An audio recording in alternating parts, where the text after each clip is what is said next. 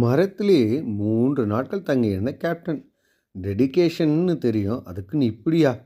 தமிழ் சினிமாவில் ஒரு உயர்ந்த மனிதனாக வாழ்ந்து மறைந்தவர் கேப்டன் விஜயகாந்த். இன்று அவருடைய 1ஆம் ஆண்டு நினைவஞ்சலி கேப்டன் மண்டபம் அமைந்த நினைவிடத்தில் நடைபெற்று வருகிறது. தமிழகம் முழுவதிலும் இருந்து ஏராளமான மக்கள் கூட்டமாக வந்து அவருக்கு மரியாதை செலுத்திவிட்டு செல்கின்றனர். வழக்கம் போல வந்த அனைவருக்கும் அன்னதானம் வழங்கப்பட்டு வருகிறது.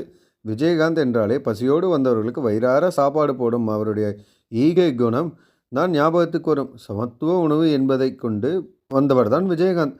அதை பின்பற்றி தான் இன்று அவர் இல்லை என்றாலும் அவர் கொண்டு வந்த அந்த ஈகை குணத்தை அவர் குடும்பமும் பின்பற்றி வருகிறார்கள்.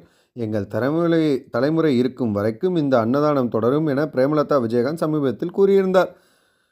விஜயகாந்த் எடுத்த ரிஸ்க். அப்படி என்ன சார் ரிஸ்க் எடுத்தாங்கன்னு பார்க்கலாமா? விஜயகாந்த் சினிமாவிற்காக ஆற்றிய காரியங்கள் ஏராளம். பல வகைகளில் கஷ்டப்பட்டு பணம் போட்டு படம் எடுக்கும்